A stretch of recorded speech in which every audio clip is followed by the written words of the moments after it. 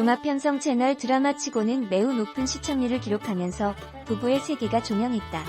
영국의 원작인 닥터 포스터가 다음 시즌을 향해 가는 것과 달리 아직은 시즌제 제작 여건이 성숙하지 못한 우리 드라마 환경에서는 원작의 시즌 1, 2를 묶어 16화 편성을 한 게 좋았다고 생각된다. 종종 외국의 유명한 작품도 우리나라에 들여오면서 각색에 실패하는 바람에 망치는 경우가 덜어 있었는데 우리의 환경에 알맞게 잘 변형해서 상당히 반응도 좋았다고 생각한다. 물론 감염병 확산으로 인해 외부 활동보다는 실내 활동에 사람들의 관심이 옮겨가면서 더 좋은 시청률이 나온 것이라 볼 수도 있지만 비슷한 기간에 방영된 모든 드라마가 잘된 게 아니라는 점을 살피면 이 드라마가 잘된 배경엔 그럴만한 요소가 충분히 있었다고 보인다. 1. 결말 해피엔딩이 아니라 가족 드라마라는 점에서 언제나 아름다운 결말을 생각해야만 하는 그런 낡은 도식이 깨졌다는 점이 인상적이다. 물론 마지막에 아들이 돌아온 것 같은 장면이 등장하는데 아들인지 아닌지도 불명확하고 선우의 상상일 수도 있다는 점에서 모호한 열린 결말이었다. 깨진 부부들의 재결합도 이뤄지지 못했다는 점도 확실히 드러났다는 점에서 어색한 아름다운 마무리가 아니었다. 이어질 듯 해소될 듯한 긴장과 갈등도 결국엔 봉합되고 다시 결합하는 장면은 결국 나오지 않았다. 그래서 현실성이 높았던 게 아닐까? 아무리 애가 있고 해도 결국 깨진 관계는 결국 다시 연결하긴 어려운 게 아닌가? 적어도 어색한 재결합과 해피엔딩으로 이어지지 않아서 좋았다. 반면에 그렇다고 누군가 죽거나 하는 끔찍한 결말도 피했다는 점이 인상적이다. 예컨대 막판에 달리는 트럭으로 몸을 던진 태호가 죽지 않고 살아났다는 점이 그러했다.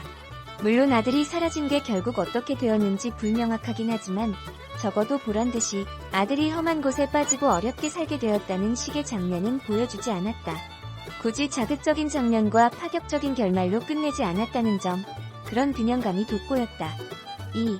바람에 관하여 결혼 이전에도 양다리라는 표현을 사용할 정도로 이성교제에 대한 배타성은 이미 널리 알려진 사실이다. 물론 법적으로는 간통죄가 폐지되었지만 도덕적인 혹은 민사상의 이혼 등 여전히 관계의 배타성에 대한 사회적 인식은 여전하다. 드라마 속 바람은 여러 번 등장하지만 그 이유는 저마다 다른 듯 보인다. 자유분방한 자신이 어딘가 얽매이는 게 싫었고 그러면서도 또 자기를 헌신적으로 돕는 누군가를 찾아간다는 식의 이태호. 남편의 바람에 대한 분노과 반격을 위한 발판으로 남편의 친구와의 부적절한 관계를 한 지선우. 이혼 후 재혼한 남편과의 관계로 재혼한 부인에게도 반격을 가하는 지선우. 이혼 후 재혼한 뒤에도 전철을 찾아와서 관계한 이태호. 무언가 그럴듯한 이유를 찾았고 그로 인해 배신감은 근거가 없다는 식의 대사도 많았다. 둘 다 사랑한 게 죄가 아니라거나 실수였다거나 하는 것들.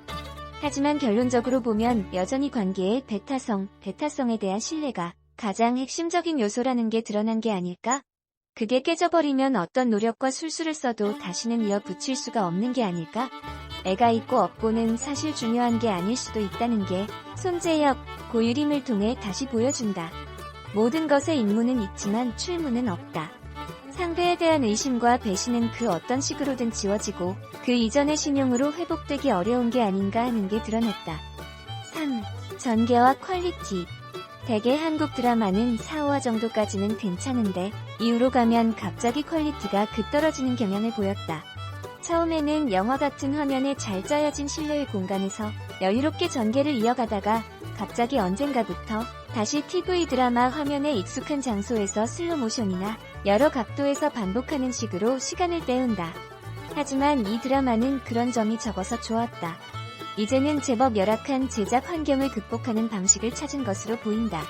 대표적인 방법이 시간적 건너뛰기가 그렇다. 사전 제작한 부분과 첫 방송 이후 제작 부분 사이에 시간적 차이를 두는 거다. 이 이외에도 실질적으로 퀄리티를 유지하면서도 전개 속도를 늦추지 않으려는 여러 노력이 있겠지만 이런 기법들이 앞으로 더 나은 드라마 제작으로 반영 확산되길 기대한다. 전개 속도의 부분도 인상적이었다. 처음에는 장면도 다양하고 전개도 빠르다가 갑자기 비슷한 공간에서 각도만 다른 화면으로 여러 번 보여주거나 슬로모션하면서 시간 때우기 하며 전개가 느려지고 답답해지는 경향이 있었는데 그런 부분이 어느 정도 해소되었다. 한편 의미가 있는 전개가 있었다. 아마도 이야기 전개에 대한 원작을 바탕으로 한 사전 협의가 어느 정도 완료가 된 탓이 아닐까 싶다. 최근에 마블 영화 제작과 관련해서도 감염병 사태로 인해 제작이 연기된 게 어떤 면에서는 안타까운 일이지만 다른 한편으로는 이야기나 여러 제반 여건을 더 탄탄하게 준비할 수 있는 여백이 생긴 거라는 점에서 반가워하는 목소리도 있기 때문이다. 매주 금요일 토요일 저녁을 책임졌던 부부의 세계가 어제부로 끝이 났네요. 아쉽아심. 후속작으로는 원래 원작이었던 영국 BBC 드라마 닥터 포스터가 반영이 된다고 하던데요. 제가 본 바로는 연출도 연기도 원작을 뛰어넘은 듯해 볼지 안 볼지야 잘 모르겠어요. 시간대 볼 게 없으면 볼 듯은 한데 비교가 많이 들듯. 그럼 오늘은 마지막에는 샵 해피엔딩을 꿈꿨지만 그렇지 못했던 샵 부부의 세계 결말을 포스팅해볼까요? 고유림과 손재혁은 친구들에게 재결합 소식을 전하고 즐거운 시간을 보내는 듯한데 반면 여다경에게 버림받은 이태호는 지선우의 뒤를 바를 뿐이고 김새를 눈치챈 선우는 아들이 그저 걱정스러울 뿐이죠. 역시 가만히 있을 이태호가 아니었어.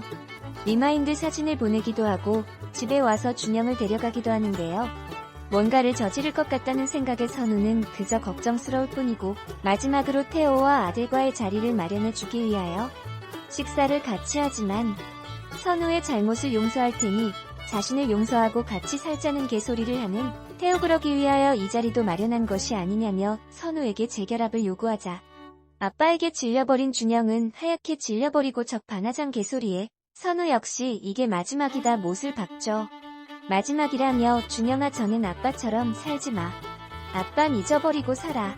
이제 진짜 마지막이다라는 말로 아들에게 인사를 건네는 찌질한 태호씨. 그냥 그렇게 가지 그랬어. 아들 보는 앞에서 왜 차이는 뛰어드는 건데. 자신의 아빠가 자살을 하는 모습을 목격한 준영 그리고 그런 태호를 안아주는 선우. 그 모습에 완전히 질려버린 준영은 휴대폰을 집어던지고 가출을 해버리죠. 그리고 1년 뒤 태호는 영화사를 전전하며 다니게 되고 고유림은 카페를 열고 헤어진 손재혁은 다른 여자와 결혼을 한 건지 살림을 차린 건지 새로운 여자와 함께 있죠. 불륜을 저질렀던 여다경은 역시나 있는 집안 딸이다 보니 아빠 돈으로 공부하는구나. 도서관에서 공부하다가 다른 남자가 커피도 주면서 작업도 하고 예쁘니까 흥이 너무나도 현실적인 결말 비밀번호를 여는 소리에 아들이 왔나 안 왔나? 선우의 환상 같기도 하고 온 것 같기도 하고 이러나 저러나 아들이 와서 다시 행복하게 살았으면 좋겠다는 해피엔딩이 아니기도 하고 너무나 현실적인 마지막이었던 부부의 세계 결말에 대한 리뷰였고요. 아 이제 금토는 뭘 보나 싶은 게 약간 허전하네요. 이무생이 부부의 세계 김희애와 이어지지 않은 러브라인에 대한 생각을 전했다. 배우 이무생은 지난 16일 임기리에 종영한 JTBC 금토 드라마 부부의 세계에서 신경정신과 전문의 김윤기로 분해 이무생로랑이라는 수식어까지 얻으며 큰 사랑을 받았다. 김윤기는 극중 김희애가 맡은 지선우의 이혼 과정을 지켜보게 되면서 동병상련의 감정이 싹튼 인물이다. 이에 옆에서 큰 힘이 되어준다. 최근 서울 강남구 학동로에 위치한 한 카페에서 진행된 헤럴드팝과의 인터뷰에서 이무생은 김윤기가 지선우에게 첫눈에 반했다고 생각한다고 털어놔 흥미로웠다. 난 기본적으로 대본을 보면서 느꼈는데 김윤기가 지선우에게 첫눈에 마음을 갖지 않았을까 생각했다. 엘리베이터에서 처음 만났을 때 말이다. 부원장님이라는 건 사진상으로 보고 어느 정도 알고 있었겠지만 우연찮게 만나게 되고 처음 보는 순간 마음을 두지 않았을까? 그 어떤 매력이 지선우에게 있었으니까 처음부터 반한 느낌을 갖고 있었다고 생각했다. 이러한 가운데 지선우가 김윤기와 맺어져 해피엔딩을 맞길 기원했던 일부 시청자들은 김윤기의 사랑이 끝내 이루어지지 않자 아쉬운 마음을 드러내기도 했다. 하지만 이무생은 오히려 그래서 더 애틋하게 느껴진 것 같다고 만족감을 표했다. 그런 아쉬움이 있어서 애틋하지 않나 싶다. 김윤기가 지선우와 이어져서 좋은 모습을 보여주는 것도 하나의 기쁨이겠지만 그러지 못한 김윤기의 애절한 마음을 보여줄 수 있어서 상당히 만족하고 있다. 그게 김윤기의 모습이지 않을까 싶다. 9회 엔딩에서는 김윤기가 지선우를 배신하는 듯한 뉘앙스를 풍겨 시청자들을 충격에 빠뜨렸다. 이무생은 김윤기의 정체를 두고 화제를 모을 수 있었던 건 대본의 힘인 것 같다고 치켜세웠다. 주변에서도 그 다음은 어떻게 되냐고 연락이 많이 왔었다. 대본에도 나와 있었지만 김윤기가 과연 어떤 생각을 갖고 있느냐를 궁금케 해야 하는 뉘앙스가 있었는데 그렇게 봐주셨다면 배우로서 뿌듯하고 감사하다. 내가 딱히 어떤 연기를 했다기보다 극이 진행되는 과정에서 누구도 의심할 수 없는 상황을 자연스레 만들어준 대본의 힘에 감사함을 느낀다. 대본이 짜임새 있게 진행되다 보니 시청자들이 재밌게 봐주신 것 같다. 늘 다음 회를 기대하게 만드는 매력이 있는 작품이었다고 생각한다. 그럼에도 부부의 세계 애매한 결말을 두고 시청자들 사이 호불호가 갈렸다. 개연성이 떨어진다는 평이 있는 반면 여운이 많이 남는다는 평이 존재했던 것. 고해 엔딩에서는 김윤기가 지선우를 배신하는 듯한 뉘앙스를 풍겨 시청자들을 충격에 빠뜨렸다. 이무새는 김윤기의 정체를 두고 화제를 모을 수 있었던 건 대본의 힘인 것 같다고 지켜세웠다. 주변에서도 그 다음은 어떻게 되냐고 연락이 많이 왔었다. 대본에도 나와 있었지만 김윤기가 과연 어떤 생각을 갖고 있느냐를 궁금케 해야 하는 뉘앙스가 있었는데 그렇게 봐주셨다면 배우로서 뿌듯하고 감사하다. 내가 딱히 어떤 연기를 했다기보다 극이 진행되는 과정에서 누구도 의심할 수 없는 상황을 자연스레 만들어준 대본의 힘에 감사함을 느낀다.